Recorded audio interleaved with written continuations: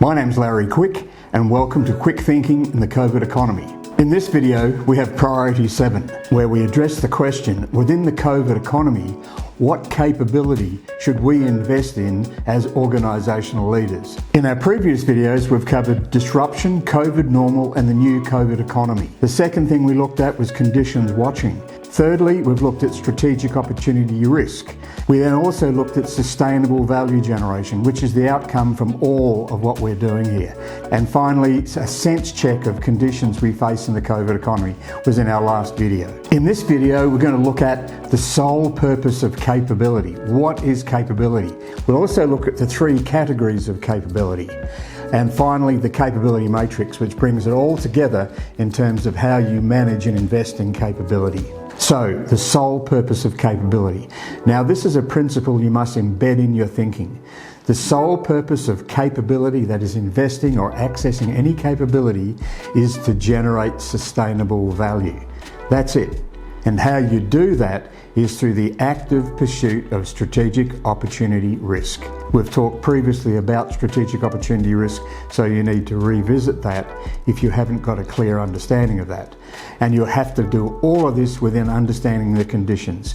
Immediate conditions and emergent conditions at scale, global to local. We're in a whole globally connected world these days. So let's look at the three categories of capability.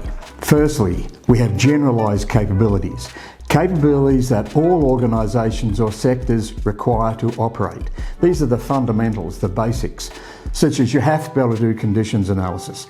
You have to be able to do things like strategy and action. You have to use the very, very latest in strategic thinking to ensure your strategy is correct.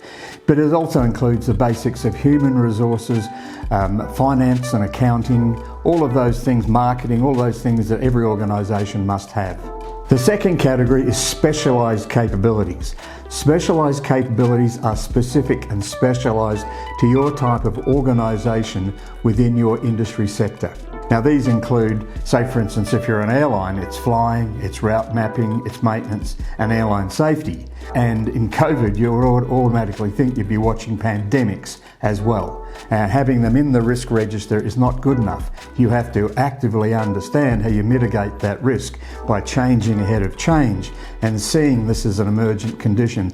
So for a supermarket, it's different than being an airline. So these are capabilities specialised to an industry sector. Then we have the value-adding capabilities.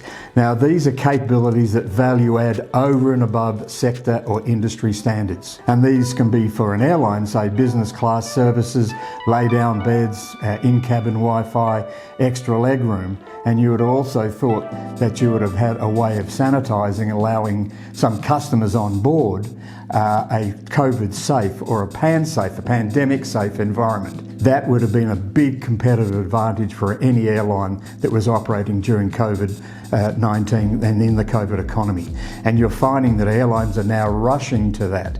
But imagine if they'd invested in that capability ahead of time. Imagine if they'd had that ready to go at the same time as COVID hit. We would not have had a closed down airline. And that was about managing your generalised capabilities, having your specialised capabilities in place, but looking at those value-adding capabilities, particularly in such a disruption as COVID-19. They would have floated well into the COVID economy. So in this particular type of capability, the value-adding capabilities is where competitive advantage reigns. Now you would have heard the term core capabilities, and core capabilities tend to be specialised and value-adding. And they are critical for locking in value and generating sustainable value. If you're thinking about looking at generalised capabilities as the thing to be good at, then that's fine, but you're not going to be able to use that as a competitive advantage. If you're looking at the same specialised capabilities as standards, they're going to be the same as everyone else. But then you have to look at value-adding capabilities, and that mix of specialised and value-adding capabilities that you're investing in all the time provides your innovation capability to actually generate sustainable value, but also to lock in value and lock in competitive advantage. So now let's look at taking these three categories of capability and put them into some context, into a framework. This is the capability matrix. Now the capability matrix provides a simple framework for focusing capabilities. That's identifying, assessing and focusing capability. For valuing capabilities, understanding what capabilities require what investment. In the matrix, you also start to look at the categories come alive in terms of generalised, specialised and value adding. And finally, you can target value lock-in. That is targeting investment into value-adding capability for locking in sustainable value generation. So we would have seen some of this before, but this is about sustainable value generation in sync with conditions. So this is our starting point. You've got your immediate and emergent conditions, and at the centre you've got value generation, which is what it's all about. The first part of our matrix looks at past value and potential value. And this is really about time and timing. At what point do you put a capability into action, or do you start to invest in a capability at what time? So the question here is, from a time and timing perspective, does it have current value or does it have potential value? In this other part of the matrix, we then add the best return on investment. Is it a generalised capability we're investing in, or is it a specialised capability we're investing in? So to reinforce the basics, generalised capabilities. Capabilities that all organisations or industries require to operate. We have specialised capability.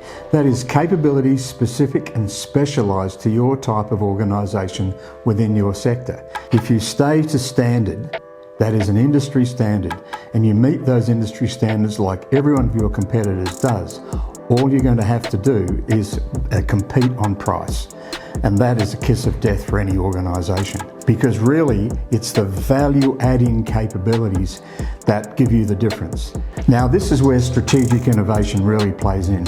Sure, you can innovate and specialise capabilities to make those iteratively better, and that's not a bad idea.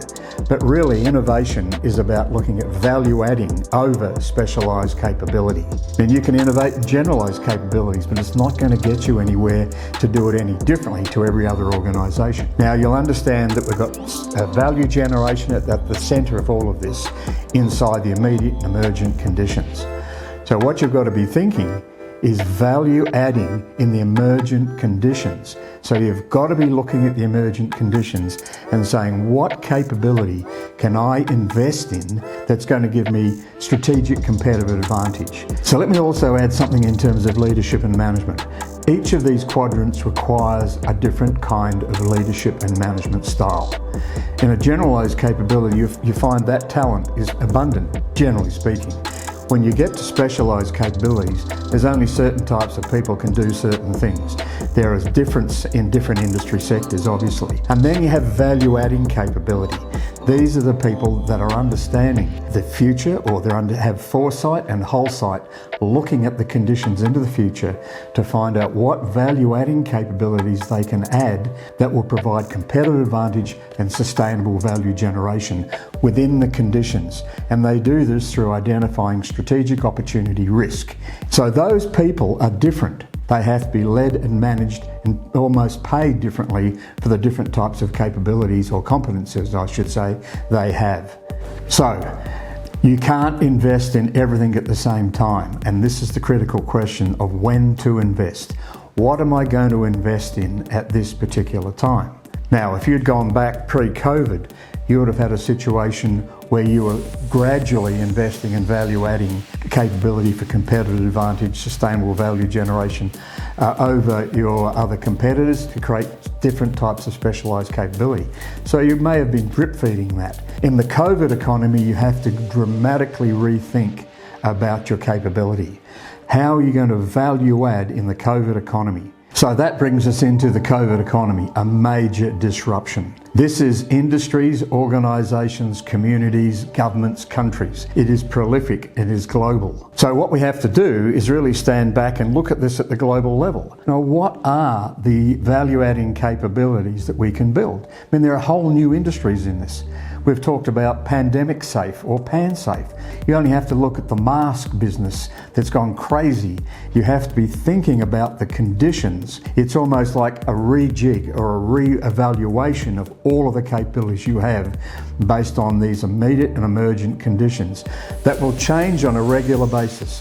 2020 has just been one disruption, but the social economic consequences of COVID-19 are going to make the COVID economy through 21 to 25 a very, very up and down ride, as my friend Gerd Leonard calls it, COVID coasting or COVID coaster, where we're going up and down like this as these conditions change through social economic change as well as the health implications of COVID-19. Now, we know that the conditions are not going to be stable state conditions, but we have to change as fast as we can. And what we talk about here is rapid experimentation, where you're looking at your specialised capabilities, you're finding out what's working and what's not working, and you're then focusing on your value-adding capabilities based on the emergent conditions that are then feeding that rapid experimentation to iteratively change what's going on in your specialised capabilities. So if you think about the hospitality industry, that's a rapid change that has to occur, and there has to be very rapid experimentation to change what was an industry based on the square metre economy. You have to think about football games were based on the shoulder-to-shoulder economy. People packed into very, very small square metres, when that was the business model they operated with. Same with transport. Now finally, I'd also say, once again, I keep on saying it, beware of managed adaptive decline. And ask yourself the question, are you adapting to ever-increasing decline, albeit in a well-managed manner? So to our next video. Our next priority will look at catalytic action, that is rapid iterative actions that you take to drive your strategy in action. So in the meantime, think about it. In the COVID economy, will you invest in capability, and will you succeed in aligning those capabilities to the real conditions and generate sustainable value? So to find out more to take this forward, you can have a personal briefing and discussion, and that's just merely requesting obligation-free confidential chat to discuss your thoughts or your issues. You can also join our network where we say, together stronger. You can also watch our other videos in this series, Quick Thinking in the COVID Economy. Thank you for being with us today, and we understand that you could be watching many vodcasts and listening to many podcasts. The fact that you chose us, we'd like to say we appreciate that.